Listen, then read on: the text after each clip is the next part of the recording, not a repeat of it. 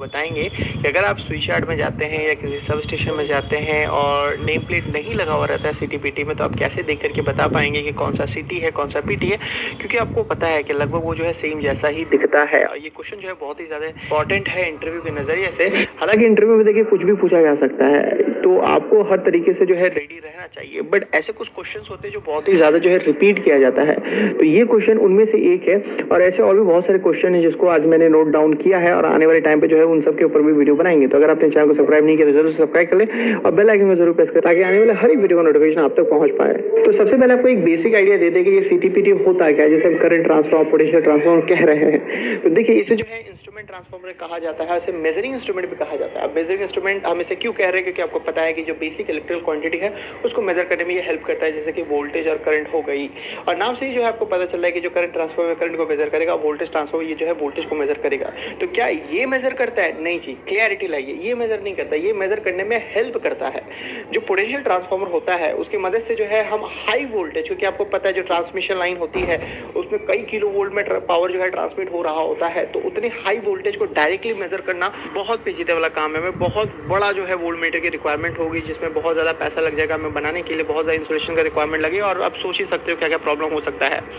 तो भाई हम क्यों करना, जब हमारा काम 2 रुपए में हो रहा है तो हमें 2000 क्यों खर्चा करना, वही वाली बात है। तो हम करते क्या है, ये जो पीटी है पोटेंशियल ट्रांसफार्मर, इसकी मदद से हम वोल्टेज के लेवल को रिड्यूस कर लेते हैं। ये एक प्रकार का ट्रांसफार्मर ही होता है, एक स्टेप डाउन ट्रांसफार्मर होता है जो वोल्टेज के लेवल को रिड्यूस कर रहा होता है। अब देखिए, अब वोल्टेज हमें कम मिल गया तो हम इसको मीटर में भेज देंगे, जो नॉर्मल वोल्ट मीटर होते हैं उससे आराम से मेजर कर लेंगे। अब देखिए हम करते क्या है ना कि जो वोल्टेज को रिड्यूस कर रहे होते हैं तो एक फिक्स रेट से रिड्यूस कर रहे हैं, यानी कि 10 गुना कम कर रहे हैं, 100 गुना कम कर रहे हैं। तो जो भी आउटपुट में हमें मिल रहा होता है रीडिंग, उसको हमने 10 से मल्टीप्लाई कर दिया, 100 से मल्टीप्लाई कर दिया, तो हम बता देते हैं भाई प्राइमरी वाइंडिंग में हमें इतना वोल्टेज मिल रहा होगा।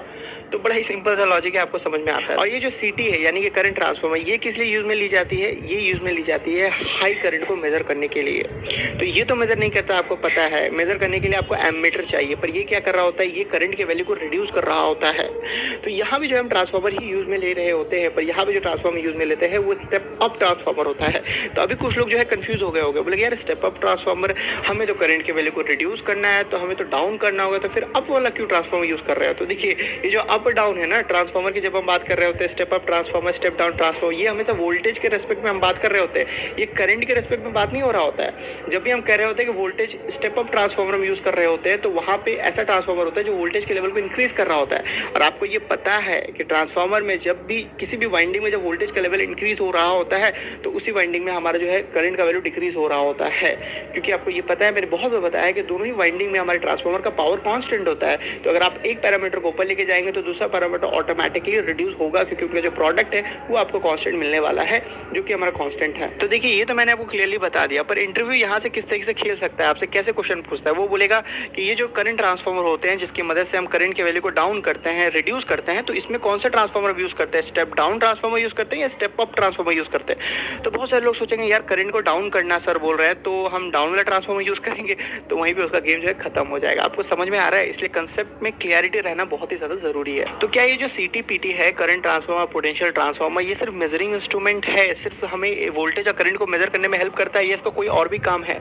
जी हाँ, ये हमें प्रोटेक्शन भी प्रोवाइड करता है। ये जो सीटीपीटी जो आपको सब स्टेशन या स्विच यार्ड वगैरह में देखने मिलते हैं, तो ये आपको प्रोटेक्शन भी प्रोवाइड करती है। कैसे? वहां पे आप देखेंगे कि 2 आपको कोर देखने मिलता है, तो उसमें से जो एक कोर होता है वो हम मेजरमेंट के लिए यूज में ले रहे होते हैं, और दूसरा जो हमारा कोर होता है वो हमें प्रोटेक्शन प्रोवाइड कर रहा होता है। यानी कि जो उसका आउटपुट होता है उसको हम एमीटर या वोल्टमीटर में तो भेज ही रहे होते हैं, साथ ही साथ उसको आप रिले में भी भेज रहे होते हैं। और किसी भी प्रकार का अगर फॉल्ट आता है, मान लीजिए हम सीटी हमने लगा रखा है, तो अगर ओवरलोड वाली कंडीशन आती है, बहुत ज्यादा करंट हमारा प्राइमरी वाइंडिंग से फ्लो होता है, तो वो जो है हमारा सेकेंडरी वाइंडिंग में भी डिफ्लेक्ट करेगा, और वो जो करंट है हमें रिले में जाएगा, और रिले को समझ में आ जाएगा भैया कोई ना कोई दिक्कत हुआ है, और फटाक से ट्रिपिंग सर्किट को वो सिग्नल पहुंचाएगा, उसको बोलेगा ट्रिप करो, सर्किट को ब्रेक करो, करंट का बहाव को रोक दो, तो वो होगा, और आपको इसी तरीके से जो पूरा सिस्टम को प्रोटेक्ट वो कर देता है। तो ये कैसे हो पा रहा है? ये हो पा रहा है हमारे करंट ट्रांसफार्मर की मदद से।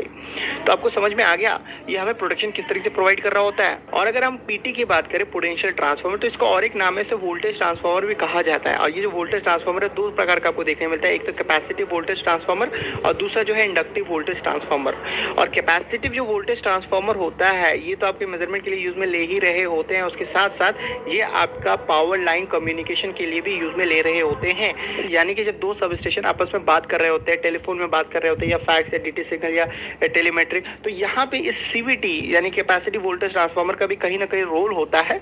और अगर आपको पावर लाइन कम्युनिकेशन के बारे में आइडिया नहीं है कि कैसे दो सब स्टेशन आपस में कम्युनिकेट कर रहे होते हैं, तो आप हमें कमेंट सेक्शन में बताइएगा कि इस पावर लाइन कम्युनिकेशन के ऊपर एक वीडियो चाहिए।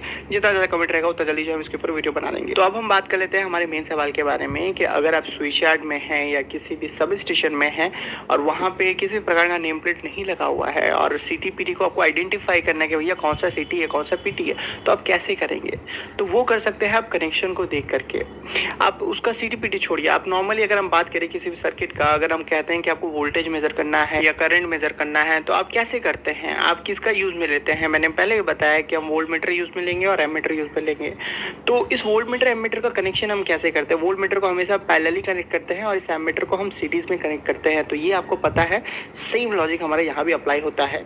ये जो करंट ट्रांसफार्मर होता है वो हमारा हमेशा सीरीज में कनेक्टेड होता है और हमारा जो पोटेंशियल ट्रांसफार्मर होता है वो हमारा हमेशा पैरेलली कनेक्टेड होता है। तो ये हम कैसे देखेंगे, यहाँ पे कैसे हमें पता चलेगा? तो करंट ट्रांसफार्मर के जो दो टर्मिनल है वो इस तरीके से कनेक्टेड होता है वहाँ पे कि एक तरफ आप देखोगे कि ट्रांसमिशन लाइन का इनपुट आएगा, दूसरी तरफ से जो है आउटपुट जाएगा। ऐसे क्लियरली आपको दिख रहा होगा कि उस हमारा सीटी से जो है दो वायर कनेक्टेड है।